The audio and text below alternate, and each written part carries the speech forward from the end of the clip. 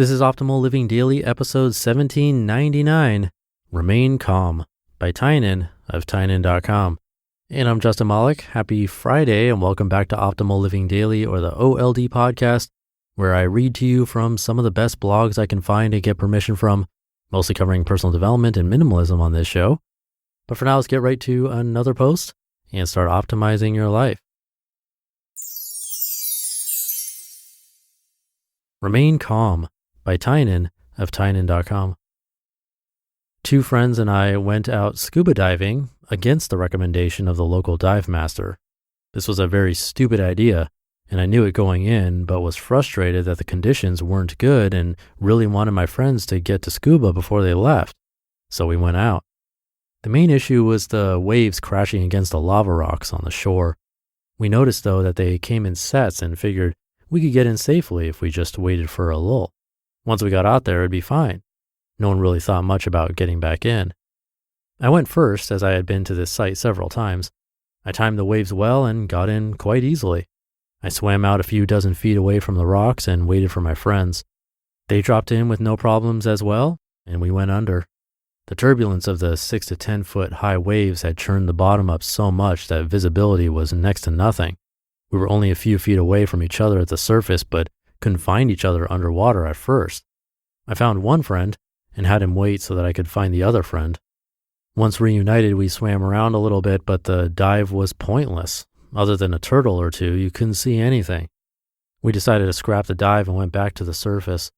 We bobbed up and down in the waves and realized two things very quickly. The first was that we weren't exactly sure where we were supposed to swim towards to get out. We knew the general area, but couldn't see the narrow passageway that led to the small cove where it was easy to climb in and out. At any given time, there was a tall wave obscuring our view.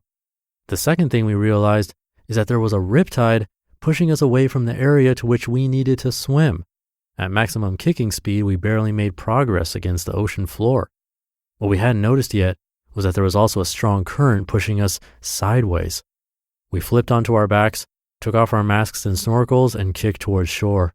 Once we got closer, we hoped we could see exactly where we needed to go. The strong rip current coupled with the side current meant that we were mostly going sideways, though, and were aimed directly at a large lava rock shelf that was just a foot or so under the surface. I didn't realize what was happening until it had already happened. We got beached on the sharp lava rocks and began to get pummeled with huge waves that were taller than us. My tank banged on a rock and broke the regulator, free-flowing my air everywhere. I struggled to put on my mask and use my snorkel as the waves hit my face. This was not a good situation. People on shore had gathered and were watching us doing the universal signal for okay. We tried to do it back, even though we weren't really okay, but were slipping around too much. Every time we tried to sit up on the rocks, another wave would push us down. I wasn't particularly worried that we would die. People could see us. We had inflated BC vests, and we weren't that far from shore. I was going to get injured, I assumed, and I might lose or damage some of my equipment, a reasonable price to pay for my stupidity.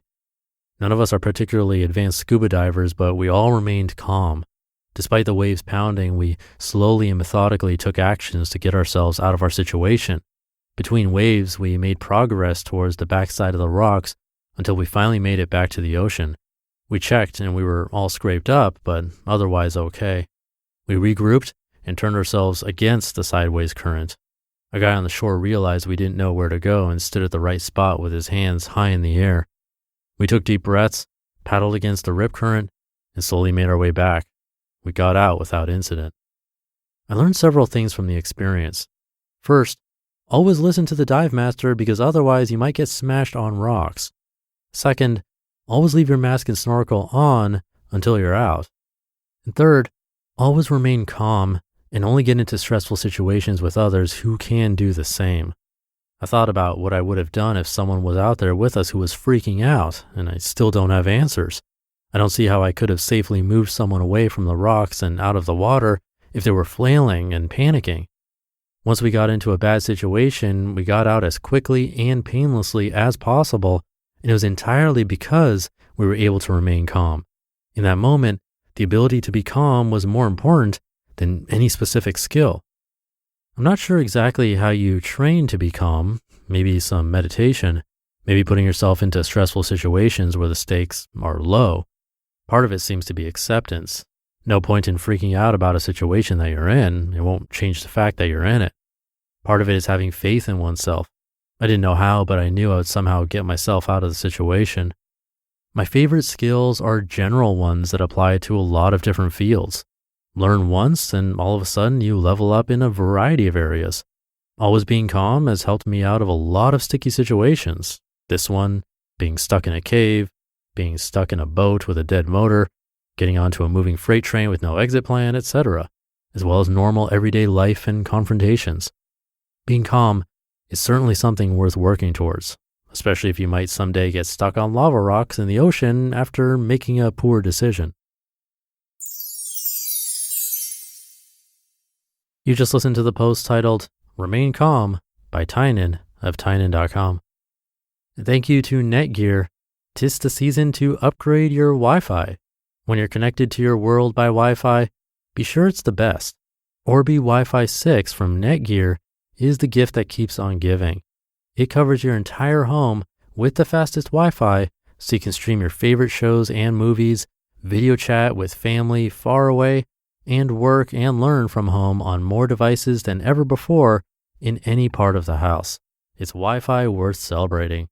Don't miss this holiday season's exclusive offers on the best Wi-Fi ever. Find out what makes Netgear America's #1 choice for Wi-Fi at netgear.com/best Wi-Fi. That's netgear.com/best Wi-Fi. And I have that linked in this episode's description. And thank you to Tynan. He knows this was a bad idea.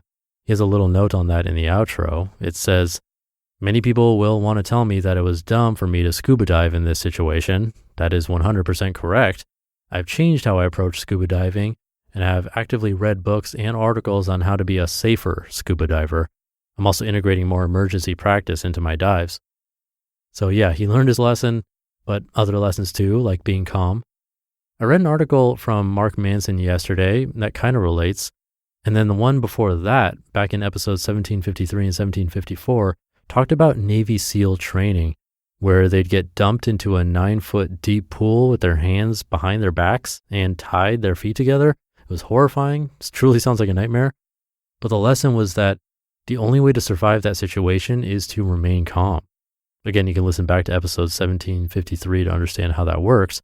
But anyway, it kind of reminded me of that and how staying calm will almost always produce better results than if you hadn't stayed calm.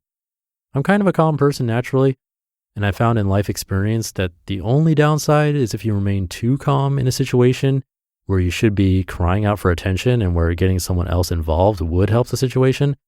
That could be a problem, but that might be more of a shyness thing than a calm thing. But that combo of being too shy to ask for help and being calm can be a bit problematic. So that's the only caveat I would add to this. But I really think that's more rare. What's more common is overreaction, knee-jerk reactions, not staying calm, things like that. That often gets us into trouble before we even realize what's happening. So luckily, Tynan made it out okay. And hope you remain calm this weekend. Hope it's off to a great start. Thank you for being here and listening to me and for subscribing to the show. And I'll be back tomorrow reading to you where your optimal life awaits.